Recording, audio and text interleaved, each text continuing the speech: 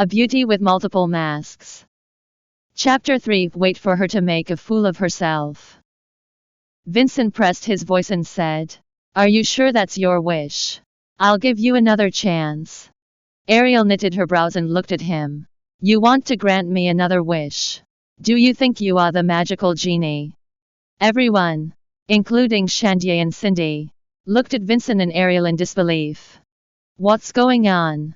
Does this beggar know Vinson?" Vinson gazed into her eyes. When he was about to respond to her question, Henrik interrupted. "Nice to see you, Mr. Nightshire. Why didn't you tell me you are coming?" All the guests' jaws dropped when Henrik greeted Vinson. Cindy instantly closed her eyes as she dared not imagine what would happen next. What on earth is happening? Henrik finally noticed something was amiss and started looking around. A sudden frown warped his face the moment he saw Ariel.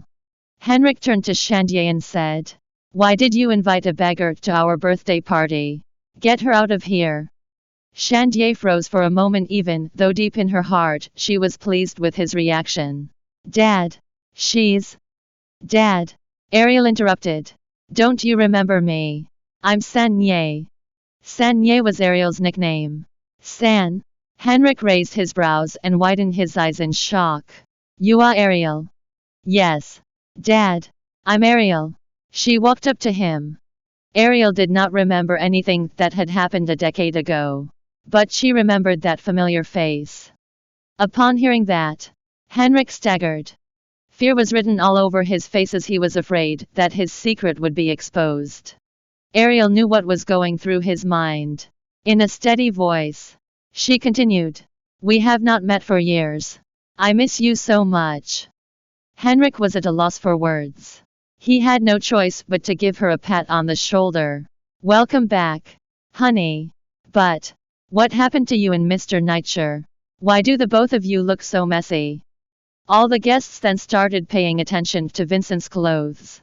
They were so drawn to the man himself that they did not notice how wet his clothes were. Shandier cast a puzzled look at Ariel and Vinson. Is there something going on between these two? But she somehow dismissed her suspicion. Vinson falling in love with this country bumpkin? No way. Unless he's blind. Upon seeing how awkward the atmosphere had become, Cindy stepped in and said, "I think it was Mr. Nightshire who brought Ariel home." Really?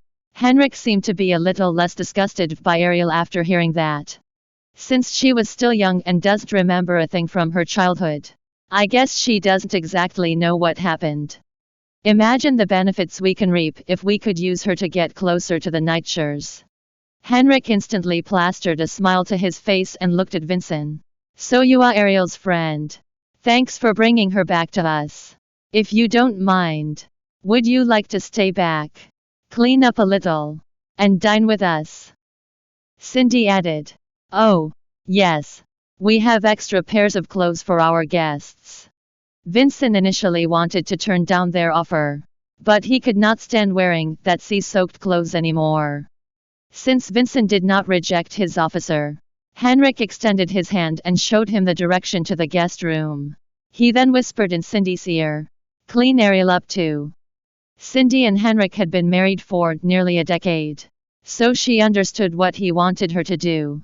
It was clear that Henrik wanted to use Ariel to get in the Nightshire books. Damn it! Why is luck on Ariel's and not my daughter's side? Maureen had been oppressing Cindy when she was still alive.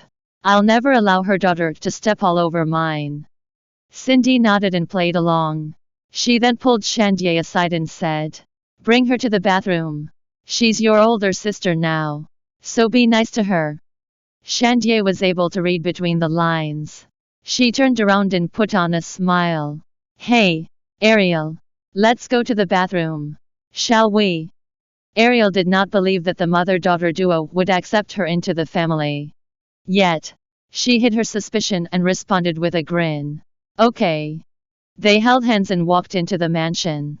Meanwhile, other guests continued to exchange whispers as they tried to figure out what Vinson was doing here. No matter what the reason was, it was clear that from now on, they would have to show more respect to the Southals. At the guest room upstairs, Shandier said, You can stay here temporarily while we tidy up your room. And you can also find all the toiletries here. I'll bring you a dress. All right. Thank you, Ariel responded. Oh, before I forget. Shandier turned around and asked. Do you know how to use the water heater? We've fixed the temperature, so you don't have to adjust it anymore. She reminded kindly but somehow forgot to hide the disdain in her eyes. Ariel seemingly did not notice her expression. She responded with a gentle smile. Thanks. Does she really think I don't know how to use the water heater? Great. I'll bring your dress over. Sandy smiled and walked out of the room. After closing the door, the smile on her face disappeared almost instantly. She took out a handkerchief and cleaned her hands thoroughly before throwing it on the floor. Her hand stinks. And her body stinks. Everything about her stinks. Vinson must have brought her here by accident. I'm sure he wouldn't like a filthy woman like Ariel. Meanwhile, Ariel was taking her own sweet time enjoying a nice warm bath in the bathroom. Even she felt disgusted by how she looked and smelled after spending a week on the island. As the warm water streamed down from her head to toes, she wiped off all the dirt on her face, revealing her fair complexion. Her delicate face with fine features made her look like a dainty little fairy. About 10 minutes later, Shandier knocked on the door. Ariel, can you please open the door? I want to pass you the dress. I've also placed a pair of heels near the door. You can wear them later. All right. Ariel opened the door slightly to retrieve the dress. Once again, she did not see the disgust and mockery on Shandier's face. The dress Shandier gave to Ariel was a couture dress by Gucci. It was more costly than the dress she was wearing now.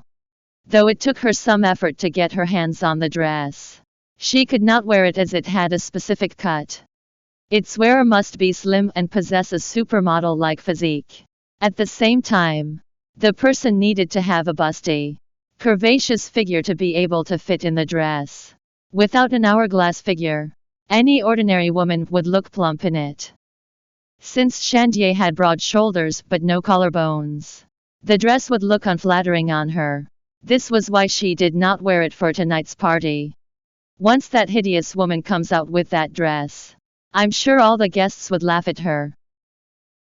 Welcome to download Joyread app to read more chapters of A Beauty with Multiple Masks novel online.